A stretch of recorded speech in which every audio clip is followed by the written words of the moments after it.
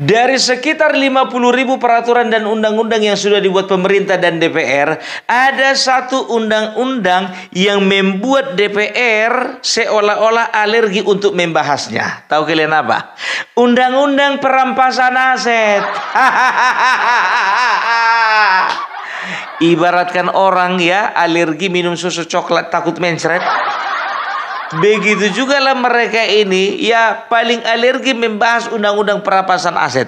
Karena begitu dibahas dan disahkan, yakin aku banyak dari mereka yang mencret. Mencret. Pung, gak ada bahasa yang lebih halus dari mencret. Apa lagi bahasa yang halus dari mencret? Berak campur air.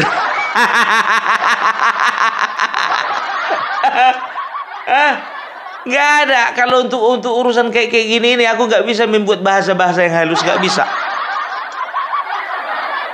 Orang tak dikenal padahal pelakunya mahasiswa, nggak usah dihalus-haluskan bahasa. Orang tak dikenal. Ya, jadi tahu ndak kalian kalau bicara tentang undang-undang perampasan aset ya, kalau bisa bagi mereka ini sesuatu yang harus dihindari. Sama kayak kita menghindar dari mantan yang udah pernah kita hamili. Kayak begitulah ini, biar tahu kalian. Pung, kalau mantan dihamili itu pun itu udah kurang ajar itu, Pung. Ya ditanggung jawab lah. Kalau mantan yang ditanggung jawabi itu namanya istri. Ya kan mantan pacar kita jadi istri kita toh. Ini mantan yang udah dihamili tapi dihindari. Beginilah jahatnya orang ini. Pung, gak ada bahasa yang lebih sopan santun, Pung. Gak ada.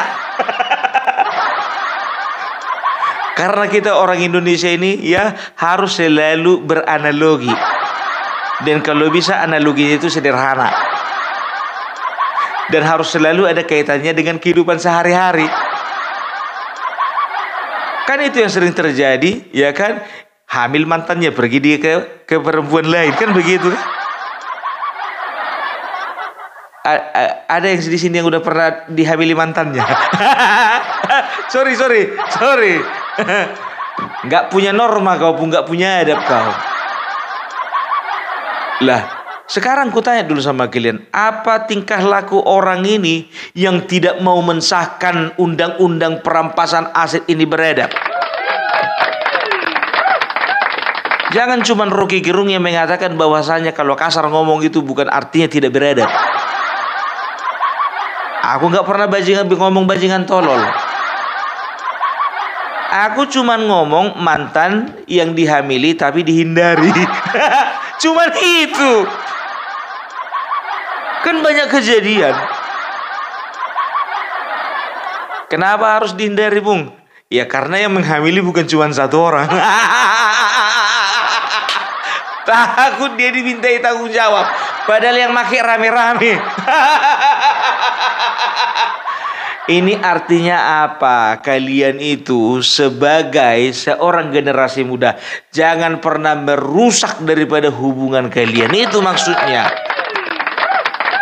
Dan kepada laki-laki ya, hati-hati, jaga kehormatan pasanganmu. Dan juga perempuan ya, hati-hati, selalu jaga kehormatanmu. Karena biasanya orang yang mengatakan, "Dek, aku siap untuk menjaga kehormatanmu," justru itu yang mau merusak kehormatanmu. Jangan terlalu percaya mulut laki-laki zaman sekarang ini. Kok gitu ngomongnya, Bung? Anti kali kau sama laki-laki. Karena itulah makanya Bung Parbela nggak pernah pacaran sama laki-laki.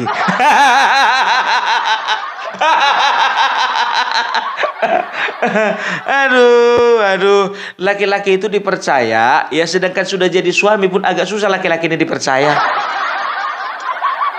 Tunggu mau mati dulu baru bisa dipercaya. Di mananya uang kau simpan, Pak? Ada itu mah di laci. Di mana lagi, Pak? Itu ada emas. Kira-kira beratnya itu 100 gram. Itu di kolong lemari. Apalagi Pak, kasih tahu semua Pak. Mumpung beli sebelum ajal menjemputmu. Jangan gara-gara harta Pak, kau masuk neraka nanti. Ini kesempatan terakhirmu Pak. Kasih tahu semua Pak. Itu dia, itu istilahnya aja. Masih banyak laki-laki yang bisa dipercaya. Contohnya Agrifanani, AR Mahmud, Bleker Mazenang, Vicky Himpong, Hengki Banyuwangi Official, Sirait Media, DCTV, Farm Project. Perasaan semua itu nama-nama kawan YouTubermu, Bung.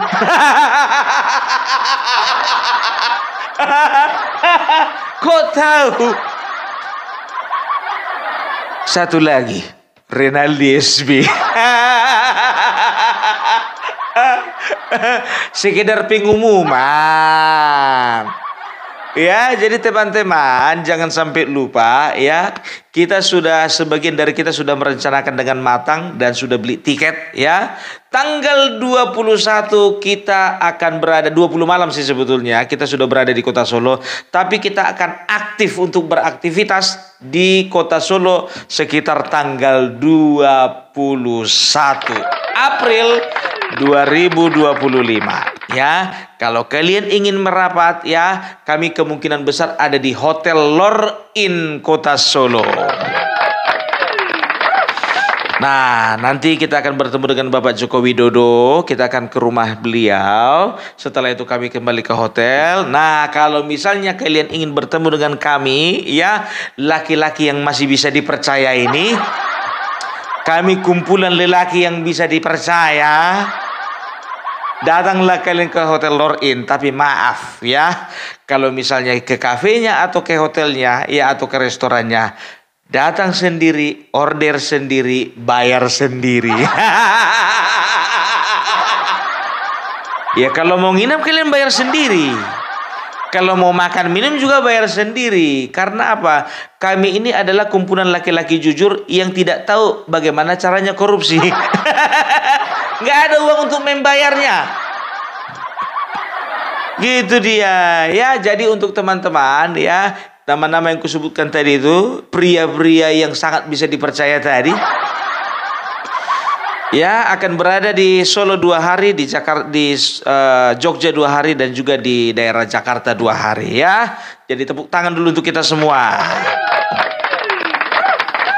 Dan juga terima kasih untuk teman-teman yang sudah berkontribusi ya. Dan sampai hari H nanti kami di Kota Solo, Opung Parbelak masih membuka kesempatan untuk teman-teman semuanya yang ingin menyisihkan sebagian daripada rezekinya untuk berkontribusi kepada Opung Parbelak.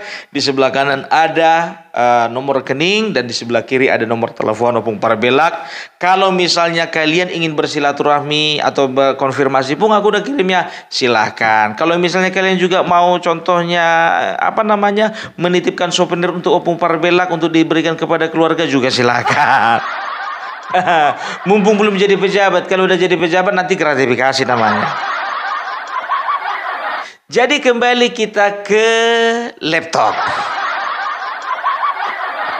Ya, jadi kembali kita ke laptop. Jadi kalau berbicara tentang perampasan aset ya, bisa dikatakan sudah ada sebetulnya undang-undang ya yang membahas tentang tindak pidana korupsi, yaitu Undang-Undang Tipikor. Tapi ya sebetulnya penilaian dari sebagian besar masyarakat dan juga orang yang mengerti hukum, begitu juga anggota DPR, termasuk juga Bapak Joko Widodo sebagai kepala pemerintahan yang kala itu ngotot sekali untuk disahkannya undang-undang perampasan aset, melihat bahwasanya undang-undang Tipikor itu masih lemah ya. Kenapa undang-undang Tipikor itu masih lemah ya? Kenapa tidak ada ketegasan, kurang ada ketegasan ya? Karena seringkali misalnya yang dikorupsi katakanlah misalnya 2 triliun ya, yang diwajibkan untuk dikembalikan ke negara hanya sekitar 900 miliar. Nah, itu dia. Akhirnya apa? Ya, akhirnya banyak aset-aset negara yang tidak terselamatkan. Gitu loh. Dan juga bisa dikatakan ya hukumannya itu tidak terlalu berat. Tapi kalau misalnya kita berbicara undang-undang perampasan aset ya, ini bisa lebih kuat daripada undang-undang tipikor. Karena apa? Ya, mengandung ketegasan. Ya, karena apa? Setiap hal yang berbicara tentang merugikan negara, maka akan ada tindakan yang diambil, khususnya oleh pihak kejaksaan. Maksudnya apa, Pung? Gini. Jadi, ya, kalau misalnya ada undang-undang ya, ada beberapa pasal ya di dalam undang-undang tipikor itu yang masih ambigu gitu loh ya. Contoh misalnya ada penyelewengan dana. Kan begitu ya. Kalau penyelewengan dana itu bisa dikatakan sudah masuk dalam bahasa korupsi, kan begitu, dan bisa ditindak, kan begitu.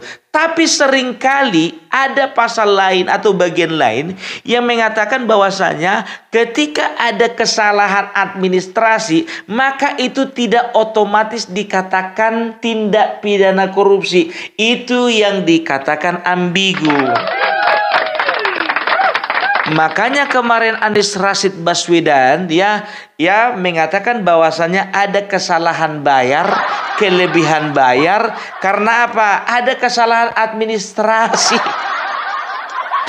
Nggak bisa dijerat. Jadi masih ada pasal-pasal yang ambigu. Tapi kalau sudah berbicara tentang undang-undang perampasan aset ya, walaupun tidak melalui proses pengadilan ya, aset bisa disita dan dirampas oleh negara. Itu keuntungannya. Loh, kenapa bisa seperti itu, Pung? Kok bisa disita walaupun tidak melalui proses pengadilan? Nah, disita sementara. Kan begitu. Nah, kalau misalnya diberlakukan ini undang-undang tipikor ini sangat luar biasa efeknya ini. Undang-undang perampasan aset. Kan begitu. Nah, sekarang begini, yang jadi pertanyaannya kadangkala kalau bicara tentang undang-undang perampasan aset, kita kan berpikirnya bahwasanya ya kebanyakan ini pasti DPR pelakunya ini.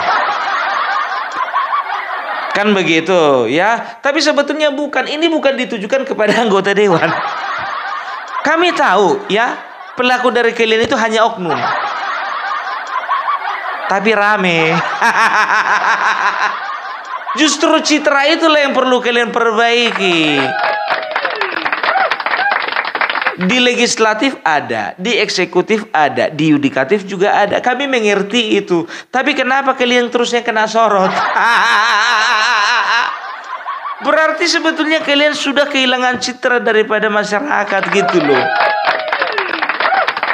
Perbaikilah, makanya buru-buru cepat-cepatlah ya kan sahkan undang-undang perampasan aset itu ya.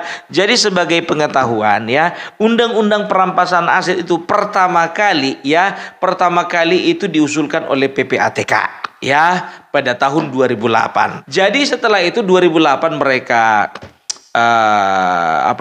sebagai inisiatornya ya. 2010 sudah menjadi bahasan ya antar kementerian dan lembaga. 2011 ya sudah diajukan kepada Bapak Presiden SBY Susilo Bambang Yudhoyono. Tapi 2011 sampai sekarang belum dibahas-bahas. Itu kalian udah berapa kali lebaran itu? Udah 14 kali lebaran. Gimana mau dibilang? Mohon maaf lahir dan batin, kan begitu. Nanti kita bahas lagi ya. Lupa. Mohon maaf ya, kemarin lupa. Tahun depan kita bahas lagi. Nah, tahun 2023 ya, rancangan undang-undang perampasan aset ini menjadi bagian dari Prolegnas, Program Legislasi Nasional. Prolegnas prioritas namanya. Nah, 2024-2025 dimasukkanlah ini dalam Prolegnas jangka menengah, kan begitu. Aku nggak tahu nanti bahasanya apa lagi. Mungkin tahun 2027 ya 2026 ya akan dimasukkanlah ini ke dalam Prolegnas jangka menengah agak panjang. Setelah itu 2027 dimasukkan lagi ke prolegnas agak panjang sedikit. Ya, setelah itu 2029 masuklah ini ke dalam prolegnas jangka panjang agak ke ujung. 2030 masuklah ini ke dalam prolegnas agak panjang kali, lihat aja sampai ke ujung. Iya kan begitu. 2031 masuk ke dalam prolegnas jangka panjang sekali, nggak ada ujungnya.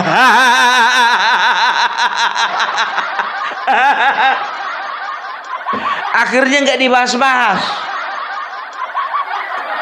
Ya kan kita nggak tahu suka-suka mereka. Negara ini milik mereka, kita cuma numpangnya. Iya kan, betul nggak? Itu dia. Ya tahu ndak kalian ya, banyak faktor sebetulnya yang membuat orang nggak takut korupsi ya. Artinya apa? Ada beberapa hal ya, peraturan, undang-undang dan juga perjanjian-perjanjian jual beli yang melemahkan ya, yang menguatkan sehingga mereka itu ngerasa bahwasanya undang-undang di Indonesia itu lemah ya gitu, apalagi undang-undang tipikor. Contoh ya. Jadi beberapa waktu yang lalu aku ngobrol-ngobrol dengan teman pengusaha. Tunggu, bukan teman pengusaha. Seorang teman yang pengusaha. Kalau teman pengusaha berarti aku ikutan pengusaha, kan begitu. Jadi kalau contohnya misalnya Bahlil ngomong sama orang lain, saya kemarin bincang-bincang dengan teman menteri. Artinya teman sesama menteri. Bisa itu Mas Ara, bisa Ibu Sri Mulyani, kan begitu, ya kan? Kalau misalnya contohnya kita baru adakan pertemuan dengan teman pendeta. Artinya aku juga ikut pendeta di situ. Jadi ku koreksi ya, teman yang pengusaha. Jangan salah ngomong kita. Satyam Eva Jayati. Kok ke situ larinya, Bung? Ya, tahu sendirilah berapa pengusaha yang setoran sama dia. Itu aja kau Bung, tahu lah. Ya, jadi ada seorang pengusaha, tapi pengusaha ini bukan bagian dari Satya Eva Jayati tadi, bukan. Ini pengusaha mandiri nih. Ya, aku nggak perlu sebutkan namanya, ya. Aku nggak perlu sebutkan namanya. Yang penting dia orang baik, ya. Beliau adalah pengusaha di Kota Palu. Jauh kali pergaulanmu ya, Pung ya, sampai ke Kota Palu. Bukan cuman Kota Palu, martil, obeng, gergaji lengkap. Memang harus begitu, Pung Parvela. Jadi kita ngomong-ngomong sedikit, dan dia juga risau ya dengan koruptor-koruptor yang merajalela. Ya mungkin dia salah satu korban lah. Cuman beliau nggak mau gamblang ngasih tahu sama aku. Makanya dia bilang, Pung, aku buka hotel di Kota Palu. Nanti satu saat kau kundang datang ya, Pung. Loh, biasanya Pak kalau pengusaha kalau buka hotel, Pak, biasanya ngundang pejabat bukan pelawak. Aku bilang begitu. Pung, kalau ngundang pelawak, besar pahala kita. Karena apa? Banyak yang kita hibur. Nah kalau pejabat, Pung, nambah-nambah dosa. Karena apa? Nanti datang lagi minta kamar gratis. Disimpanlah nomor kita, serba salah. Mau dikasih salah, nggak dikasih salah. Cek kalian ya, nggak usah dicek ya. Di mana di Kota Palu ya, nggak perlu. Jadi beliau mengatakan, Opung Parvela, ini ada salah satu ini kerisauanku ini. Tahu nggak Opung Parvela, kenapa di Indonesia merajalela korupsi? Kenapa itu Pak? Karena secara sederhana sebetulnya ya sudah ada praktek-praktek atau misalnya perjanjian-perjanjian yang kadang-kadang memancing orang untuk korupsi gitu. Contohnya apa itu? Jadi kalau misalnya perjanjian beli jual beli, kenapa ya? Kenapa ketika kita membeli aset sendirian ya, contoh nggak ada nama istri di situ, tapi ketika kita menjual ya harus ada nama istri di situ. Maaf dulu Pak, kayaknya Pak bahasa Bapak itu kurang terjangkau otakku. Gue bilang begitu. Karena aku nggak pernah beli aset Pak, gue bilang. Oke lo Parbela, aku sederhanakan lah ya. Jadi begini, kalau kita beli apartemen contohnya ya, kita beli apartemen ya, kita beli pakai uang sendiri, mereka nggak tanya itu, bapak istrinya di mana, istrinya siapa, ada berapa, alamatnya di mana, nggak perlu, karena bagi mereka ya, bagi penjual yang penting uang masuk, tanda tangan, serah terima surat, selesai. Nah, ketika kita menjual, nggak bisa tanda tangan kita sendiri. Harus tanda tangan, ikut tanda tangan dari istri. Kan begitu. Nah, ini salah satu yang membuat para koruptor itu leluasa. Kenapa? Ketika dia mau membeli aset, hasil dari tindak korupsi, dan dia lakukanlah pencucian uang untuk membeli aset, dengan sesuka hati dia beli tanah, dia beli hotel, dia beli mobil mewah, dia beli apartemen, dia beli kebun ya, itu nggak perlu ya tanda tangan dari istri, kan begitu ya. Nah, ketika menjual harus ada tanda tangan dari istri. Maksudnya apa leluasa? Nah, di sini dia berpikir bahwasanya nggak apa-apa lah, kalaupun ketahuan paling cuma aku yang terseret, keluargaku nggak terseret. Kan begitu. Tapi kalau misalnya ada perjanjian ya. Kalau perjanjian jual beli ini kan sebetulnya kan ini kan kerjaan notaris, dan notaris ini kan punya dasar hukum, kan begitu. Nah, ini yang perlu dirubah. Untuk membeli aset, katakanlah aset di atas 100 juta, harusnya ada tanda tangan suami dan harusnya juga ada tanda tangan istri. Nah, ketika ada tindak pidana pencucian uang ya, maka istrinya juga ikut terseret. Kan begitu. Nah, kalau koruptor sayang istri, maka dia akan membatasi, kalau bisa dia beli aset yang harganya 99,99 juta. Nggak nyampe 100 juta. Kan begitu ya. Kalau koruptor kelas kakap mana ada asetnya 100 juta pun, pasti di atas 100 miliar itu.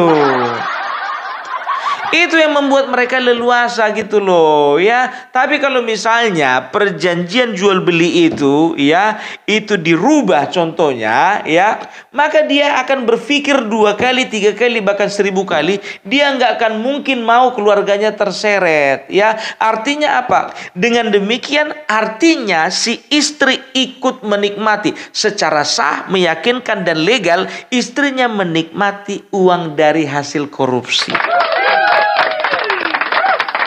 Nah, kalau misalnya tidak ada tanda tangan istri, itu artinya istri secara legal ya mungkin tidak menikmati, tapi secara teknis istrinya menikmati toh.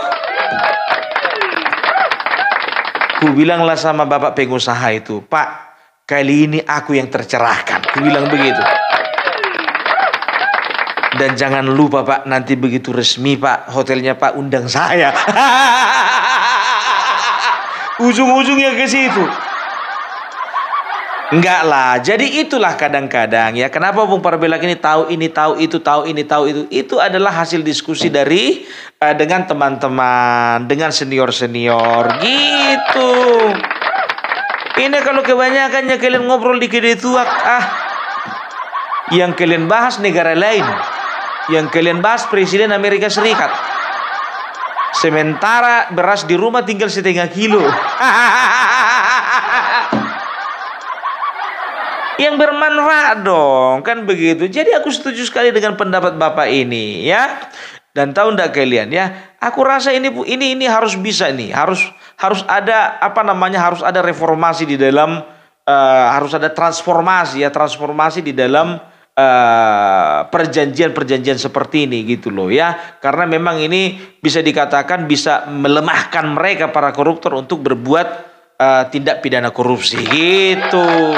Ini contoh sederhana ya, Tapi contoh besarnya itu tadi itu harus disahkannya undang-undang perampasan aset, gitu dia. Harus itu ya. Jadi begini. Mohon maaf Bapak-bapak anggota dewan. Kenapa rancangan undang-undang TNI begitu cepat Bapak sahkan, tiba-tiba kalau misalnya undang-undang perampasan aset sampai sekarang lama kali. Kenapa lama kali?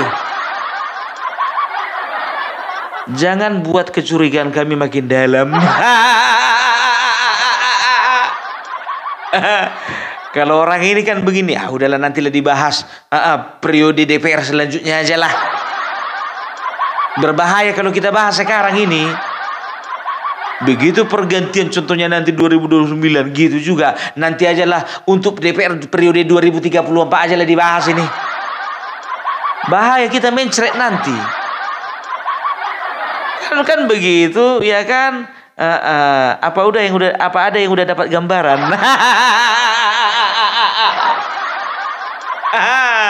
Udah dapat lah Pung. Masa nggak dapat gambaran? Jadi itu dia. Jadi kalau bicara cuman undang-undang tindak pidana korupsi, tengok itu si Harvey Muiz itu, kemarin itu kalau nggak salah berapa tahun, sempat cuma 5 tahun katanya. Ujung-ujungnya jadi 26 tahun atau 20 tahun ya kan. Dan itu juga sebetulnya ya, keuangan negara yang dikembalikan itu tidak sebanding. Itulah presiden pilihanmu Pung gitu. Inilah kadang-kadang otak-otak blow on ini semua disangkut pautkan sama presiden. Kalah apa? Tolong kalian pandai dulu mengkotak-kotakan. Lain presiden, lain MK, lain MA, lain BPK, lain PPATK. Lain itu semua.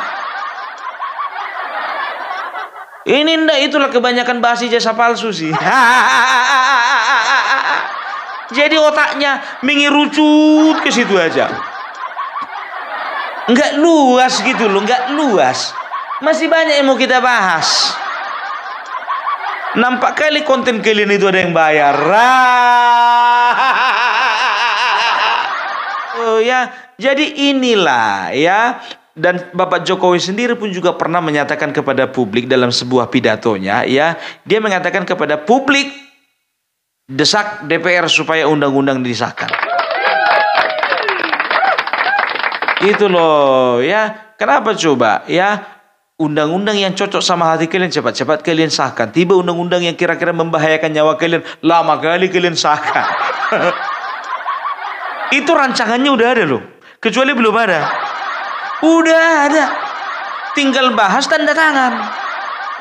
Ketuk palu dulu, ketuk palu. Bahas ketuk palu tanda tangan. Selesai. Susah kali sih cuma ngetuk palu gitu aja. Kayak mana mau diketuk Pung, semuanya sama-sama gak ada yang mau bahas. Apa perlu kami membahas di sana? Itu dia ya. Tapi ya kita doakanlah ya supaya di masa pemerintahan Bapak Prabowo ini ya undang-undang perampasan aset ini bisa disahkan lah ya. Walaupun hatiku pun pesimis sih. Pesimis bukan sama Bapak Prabowo-nya ya, sama anggota-anggota dewan ini, jujur aja lah. Berat ini, berat. Aduh, Pung, kau nggak milih anggota dewan rupanya. Maaf lah dulu, aku nggak milih kemarin. Loh kenapa bisa gitu Pung? Nggak ada yang cocok. Ya kan ada Pung yang terbaik daripada yang terbaik. Kayaknya nggak ada yang terbaik. Loh, emang nggak ada yang kenal lo Pung? Mana ada yang ku kenal? Masa nggak ada Pung? Ada kenalanku tapi bajingan. Untuk apa ku pilih kalau bajingan? Ya kalau kayak gitu yang lain Pung, jangan yang itu. Yang lain nggak kenal. Kayak mana caranya dia mewakili kita nggak kenal? Dia juga nggak kenal kita. Jadi kalau provinsi sama sekali nggak kenal, nggak pilih. Kalau pusat pun apa lagi? Kalau pilpres Pung, jangan tanya. 02. Emang kau kenal Bapak Prabowo? Emang Bapak Prabowo kenal samamu? Enggak juga sih. Tapi kan kita bisa lihat, kita bisa kenal bagaimana visi misinya, kan begitu. Salam para bilak, salam NKRI harga mati.